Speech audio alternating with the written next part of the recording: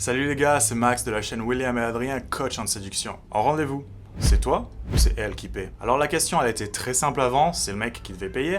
Maintenant elle est un petit peu plus compliquée. Avec les féministes et le mouvement MeToo, il y a beaucoup de femmes qui se disent que c'est elles qui doivent payer ou qu'au moins elles doivent partager la note. Mais tu vas très vite te rendre compte qu'en pratique, quand tu as un rendez-vous avec une très belle femme, elle s'attend quand même un petit peu à ce que ce soit toi qui paie. Dans cette vidéo, je vais t'expliquer qui doit payer en rendez-vous et on y va après 5 secondes d'intro.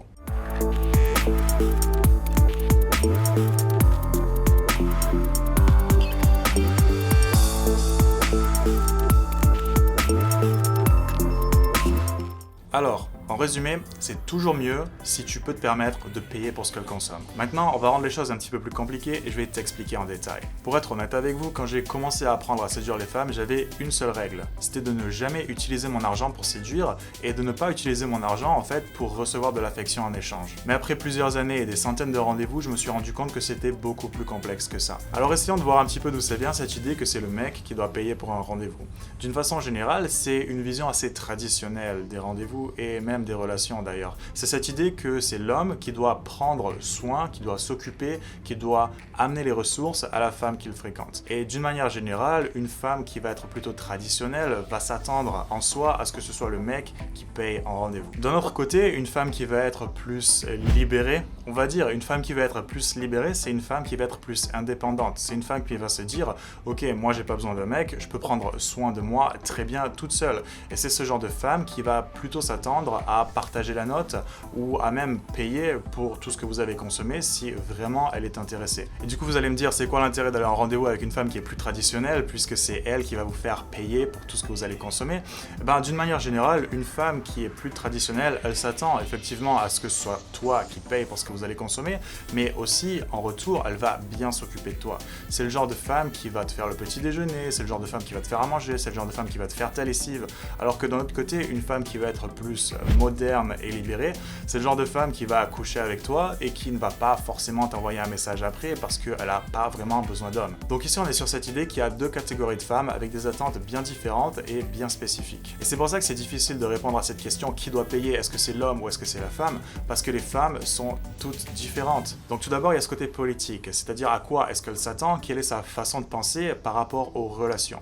Mais il y a aussi la culture, c'est-à-dire la façon dont elle a été élevée. Ça c'est plutôt un problème quand on va à l'étranger, mais c'est bien de savoir que d'une manière générale, dans les pays occidentalisés, les femmes auront tendance à être un petit peu plus libérées. Et d'un autre côté, tu as les femmes qui seront plus libérées et indépendantes. C'est le genre de femme qui va pas te demander grand-chose, mais qui d'un autre côté ne va pas vraiment s'investir dans la relation rapidement. Mais il y a autre chose que tu dois prendre en compte. Il y a un élément un petit peu plus avancé que j'ai remarqué après plusieurs années de rencontres, c'est ce cas où tu vas rencontrer une femme qui est très belle, très belle, très demandée, avec plusieurs milliers d'abonnés sur Instagram.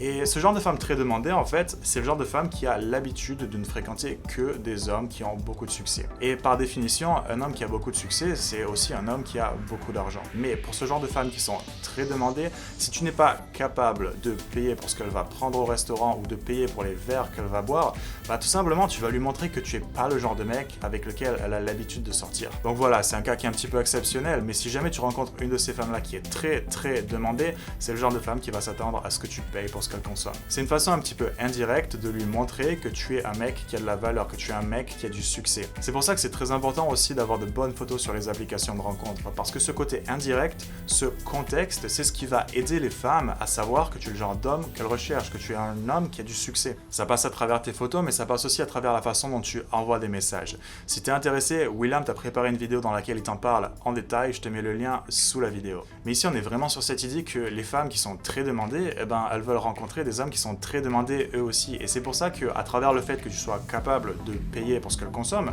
le fait en soi que tu t'en moques de dépenser 20 balles pour payer pour son verre, ça va lui montrer que tu es le genre d'homme qui est très demandé parce que tu es un homme qui a beaucoup de succès. Donc au final, qui c'est qui paye?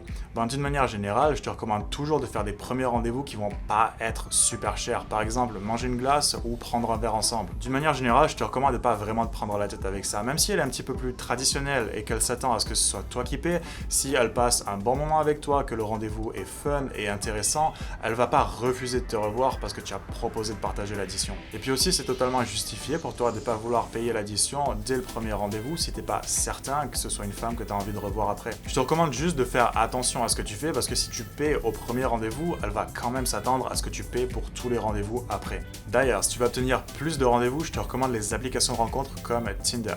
William t'a préparé une vidéo dans laquelle il te montre son meilleur premier message, je te mets le lien en description sous la vidéo. Au final, c'est beaucoup plus simple si tu es dans une position où tu peux tout simplement payer pour les femmes quand tu vas en rendez-vous avec elles. Et je sais que l'argent c'est un petit peu un sujet tabou en France, mais d'une manière générale, c'est toujours plus attirant un homme qui gagne plus d'argent. Donc d'une façon générale, je t'encourage toujours à essayer d'améliorer ton niveau de vie. Quand tu payes pour le premier rendez-vous, si elle est plus traditionnelle, elle va adorer ça, et si elle est plus indépendante, il y a quand même très peu de gens qui aiment pas boire un verre gratuitement. Fais juste en sorte que ce soit pas un premier rendez-vous super cher si t'es pas encore sûr que ce soit une femme pour toi. C'est tout pour aujourd'hui. Si cette vidéo t'a plu, laisse un like, laisse-moi savoir ce que tu en as pensé en commentaire et abonne-toi pour en voir davantage. Salut!